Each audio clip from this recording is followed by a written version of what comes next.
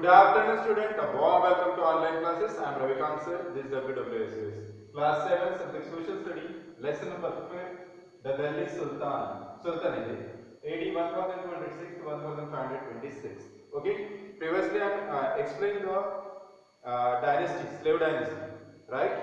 And slave dynasties here completely the great Sultanate. The first of all, I am explaining the Qutb-ud-Din Aibak. Second, I am Iltutmish. Third, Rajia Sultan.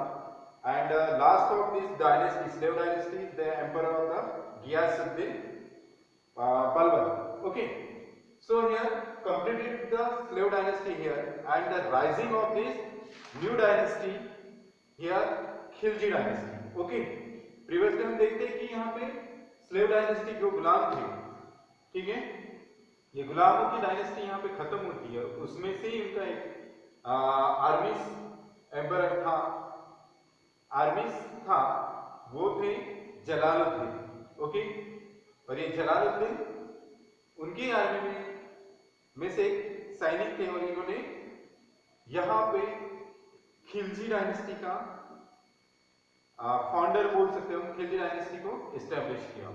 So today I am explain the Khilji dynasty. यहाँ पे slave dynasty खत्म होता है, और slave dynasty में last जो emperor थे Ghiyasuddin Balban. Okay. So start of the Khilji dynasty. Khilji dynasty AD 1290-1320. This period also Khilji dynasty. The Jalaluddin Khilji took the advantage of the weakness of the successor the Alban and the founder by the Khilji dynasty 1290. उन्होंने देखा कि अकबर के बाद उसका बेटा ये भी मारा गया था. हमें मालूम है कि मंगोल्स ने के साथ जब डिफेक्ट हुआ था, उन्होंने फाइट हुई थी, वहां पे उनके जो सरदार थे विश्वास, वो और उनका बेटा ये मंगोल्स के साथ लड़ते लड़ते मर गए थे. उसके बाद अलबन के पास ऐसा कोई भी पावरफुल एक योद्धा नहीं थे, और वो खुद भी एक वीक हो गए थे. इसका बेनिफिट लेके यहाँ पे जलालुद्दीन खिलजी, ये उनके ही आर्मी के एक सैनिक थे. इन्होंने यही वीकनेस देके फिर जो अलबन को परास्त करके यहाँ पे जो दिल्ली का तख्त था, यहाँ पे सही मायने में खिलजी डायनेस्टी का उदय किया, और खिलजी डायनेस्टी यहाँ पे एस्टैब्लिश की. पीरियड था 1290.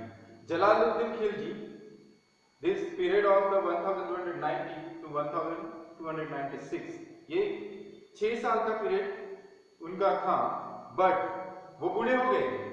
ठीक है. Jalaluddin Khilji here also big and older. बाद में उन्होंने अपना एम्परर किसको दिया था? The Jalaluddin Khilji was the first ruler in the dynasty. He is the saint of the nephew Alauddin of the mission of the conqueror of Devgiri in the Deccan. He came out of the victory there.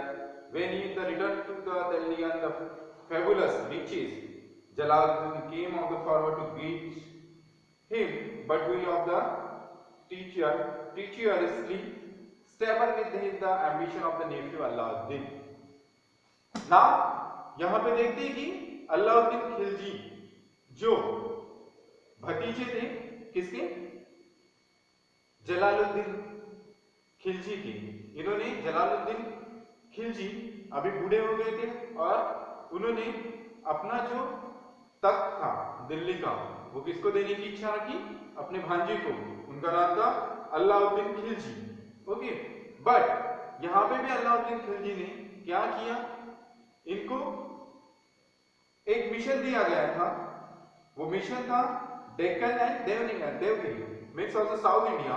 और यहाँ पे वो अपने mission में कामयाब हुए. उन्होंने वो जो मुहिम दी थी वो सक्सेस की थी, और ये सक्सेस होने के बाद, ये मुहिम सक्सेस होने के बाद उन्होंने जो कोई खजीना या जो भी मूल्यवान चीजें जीती थी, वो उन्होंने मैसेज डाला किसको? जलालुद्दीन. क्योंकि मैंने आपके लिए बहुत सारी चीजें यहाँ से जीती है, और वो मैं आपको देना चाहता हूँ. बट होता क्या है, ये एक प्लान था किनका? अलाउद्दीन खिलजी का. उन्होंने उनको एक आमिष दिखाई कि मैंने आपके लिए बहुत सारी चीजें वेल्थी लाई, और यहाँ पे उन्होंने क्या किया, जलालुद्दीन खिलजी का सर धड़ से अलग करके उनको मार डाला। किन्होंने? अलाउद्दीन खिलजी ने। और ये जो उनका सिर था वो दिल्ली भेजा, और इससे उनकी सब्जेक्ट भी उतनी हैप्पी नहीं थी दिल्ली का तक ये अलाउद्दीन को देने की। बट अलाउद्दीन ने जो भी खजीना लाया था वो सही मायने में सभी लोगों को बांटा, और उन्होंने फिर अपना दिल्ली का जो तख्त था वो अपने हाथ में ले लिया। और वो पीरियड था 1296, सही मायने में दिल्ली का जो तख्त था वो अलाउद्दीन खिलजी ने अपने हाथ में लिया। तो द सेकंड टर्म्स ऑफ हम समझेंगे अभी Alauddin Khilji. This the period of 1296 to 1360. So Alauddin Khilji was the excellent general as the administrators. He dreamed of the became the second Alexander.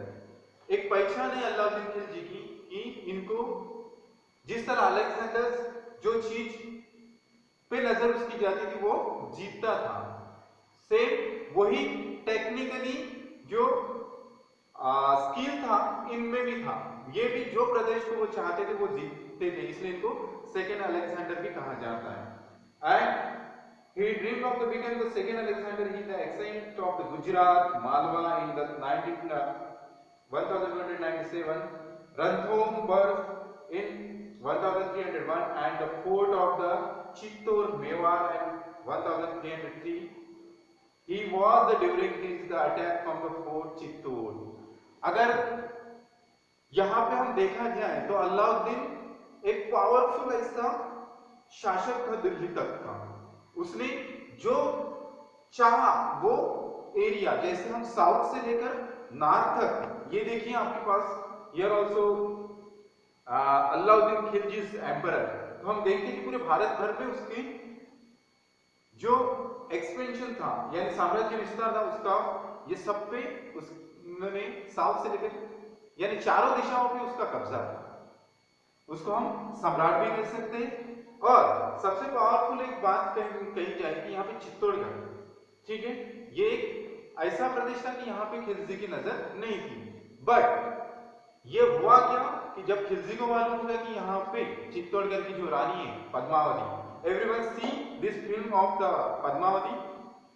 हम एजुकेशन से रिलेटेड कोई पिक्चर देखते हैं तो वो हमारे एजुकेशन से, तो ये अगर आपने पद्मावती फिल्म देखा होगा तो यहाँ पे अलाउद्दीन खिलजी और पद्मावती ये एक सीन पे पूरा पिक्चर है। तो उसी तरह पद्मावती उनको मालूम होगा कि सबसे सुंदर ऐसी किंग रानी यहाँ पे चित्तौड़गढ़ में, और उन्होंने ये लालसा से चित्तौड़गढ़ पे अटैक किया था।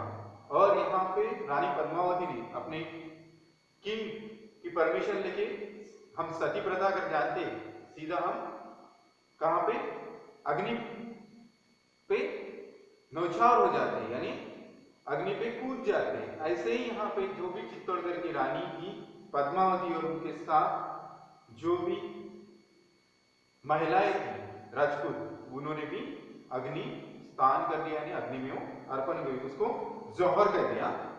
ये इसको जौहर कहते हैं, जैसे सती इस तरह जौहर।